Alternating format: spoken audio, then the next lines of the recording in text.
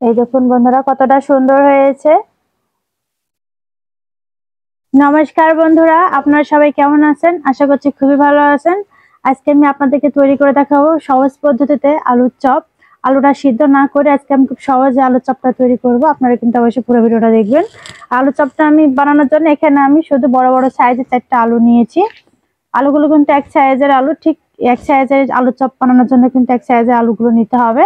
তো আলুগুলো এখন আমি চলে নেব। আলুর চপটা খেতে খেতে বন্ধুরা অনেক সুন্দর লাগে। তো আপনারা কিন্তু অবশ্যই বাড়িতে ঠিক এরকম করে আলুর চপটা তৈরি করবেন। বাড়িতে আলুর চপ তৈরি করার জন্য কিন্তু পুরো ভিডিওটা দেখতে হবে। তাহলে চলুন আলুটা প্রথমে ছুলে নিই। আলুর চচা খুব ভালো করে ছুলে নেব।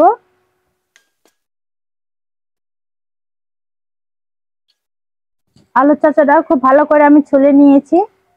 এখন আমি পিস পিস করে কেটে নেব। একই সাইজ করে একই মাপ করে কিন্তু পিস পিস করে আলুটা কেটে নিতে হবে। তাহলে কিন্তু আপনাদের আলুর চপটা কিন্তু বানানো অনেক সুবিধা হবে। এই দেখুন বন্ধুরা, আমি খুব সুন্দর করে আলুর চপটা তৈরি করার জন্য আলুগুলো পিস পিস করে কেটে নিয়েছি। এখন আমি জলের মধ্যে চুবিয়ে দিব। আলুগুলো পিস পিস করে কেটে নিয়ে জলে কিন্তু চুবিয়ে দিতে হবে। আলুর ভিতরে যে কষগুলো আছে এগুলো কিন্তু জলের সঙ্গে বের হয়ে যাবে। তো আমি এরকম করে আরেকটা আলু কেটে নেব। আলুগুলো সম্পূর্ণ কেটে নিয়েছি। এখন খুব ভালো করে ধুয়ে আমি জলে ছাকনা দিয়ে রেখে দেব। আলুগুলো আমি খুব সুন্দর করে পরিষ্কার করে ধুয়ে নিয়েছি। যতক্ষণ আলু থেকে পরিষ্কার জলটা না বেরোবে ততক্ষণ কিন্তু আলুগুলো ধুয়ে নিতে হবে। আমি আলুগুলো খুব সুন্দর করে ধুয়ে নিয়েছি। এখন আমি একটা ছাঁকনিতে তুলে নেব। আলুগুলোর জলগুলো শুকানোর জন্য আমি রোদে একটু শুকাতে দিয়ে আসবো। আপনারা চাইলে পাতলা কাপড় দিয়ে কিন্তু আলুগুলো মুছে নিতে পারেন, তাহলে কিন্তু জলগুলো একদম শুকিয়ে যাবে।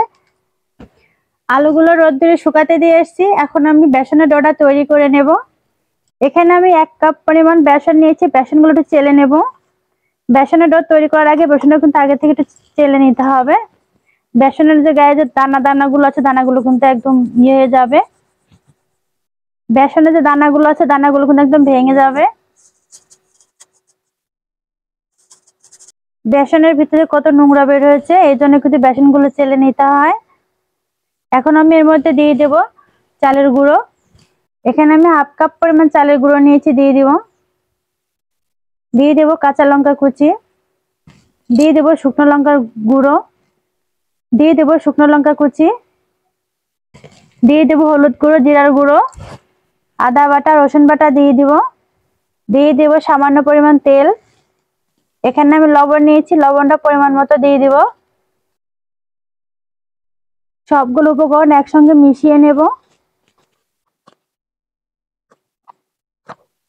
সবকিছু উপকরণ দিয়ে খুব ভালো করে আমি বেসনটা মিশিয়ে নিয়েছি। এখন আমি এর মধ্যে অল্প অল্প করে জল দিয়ে ব্যাটারটা তৈরি করে নেব।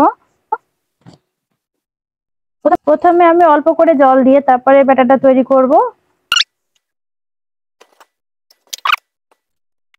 বেসনের ব্যাটারটা তৈরি করার সময় কিন্তু অল্প অল্প করে জল দিয়ে ব্যাটারটাকে তৈরি করে নিতে হবে আর খুব ভালো করে ফেটিয়ে নিতে হবে। যত ভালোভাবে ফেটাতে পারবেন আলুর চপটা কিন্তু অনেক সুন্দর হবে। আপনারা চাইলে কিন্তু বেসনের ব্যাটার দিয়ে কিন্তু শসার চপ, মিষ্টি কুমড়ার চপ, বেগুনের চপ কিন্তু তৈরি করতে পারেন।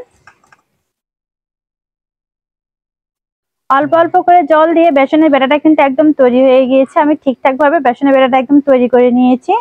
এই দেখুন, এর থেকে বেশি পাতলাও না বেশি গাঢ়ও না, মিডিয়াম ভাবে কিন্তু করে নিতে হবে। বেসনের ব্যাটারটা কিন্তু একদম তৈরি হয়ে গেছে। এখন আমি আলুগুলো নিয়ে আসবো। আলুগুলো রোদ্দুর থেকে নিয়ে চলে এসেছি। দেখুন জলগুলো কিন্তু একদম শুকিয়ে গিয়েছে। এখন আমি একটা প্লেটে উঠিয়ে নেব। চুলাটা ধরিয়ে নিয়েছি। এখন কড়াইতে তেল দিয়ে দিব।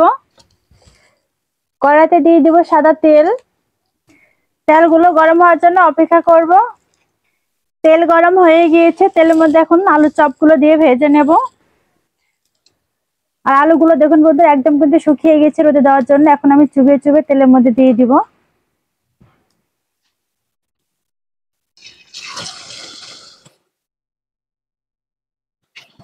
তেলের মধ্যে দেওয়ার সঙ্গে সঙ্গে কিন্তু একটু পরে কিন্তু একা একা উঠে যাবে।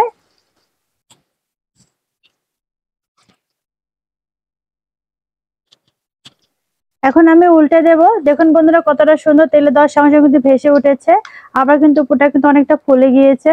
এখন আমি একটু উল্টে দেব, এগুলো তো উল্টে পাল্টে খুব সুন্দর করে কিন্তু ভেজে নিতে হবে।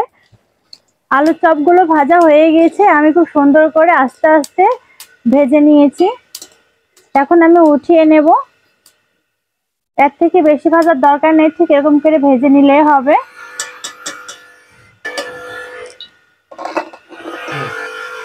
এই দেখুন বন্ধুরা কতটা সুন্দর হলো। তো আমি এরকম করে আমি আবারও তেলের মধ্যে দিয়ে দিব। আমি এরকম করে একটা একটা করে তেলের মধ্যে দিয়ে আমি আলুর চপগুলো ভেজে নেব।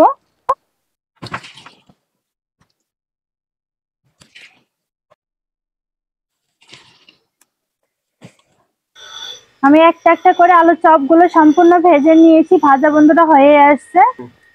আমি এরকম করে সম্পূর্ণ চপগুলো ভেজে নিয়েছি। এই দেখুন কতটা সুন্দর হয়েছে। এই যে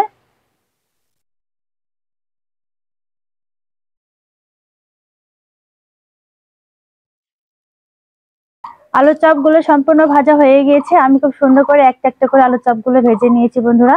এই দেখুন কতটা সুন্দর হয়েছে, একদম কিন্তু ফুলে উঠেছে, দেখতে খুব সুন্দর দেখাচ্ছে। তো আপনারা কিন্তু অবশ্যই বাড়িতে ঠিক এরকম করে আলুর চপ, মিষ্টি কুমড়া চপ, বেগুনি চপ, এগুলো আপনারা অবশ্যই বেসন দিয়ে তৈরি করুন, খুবই কিন্তু ভালো লাগবে।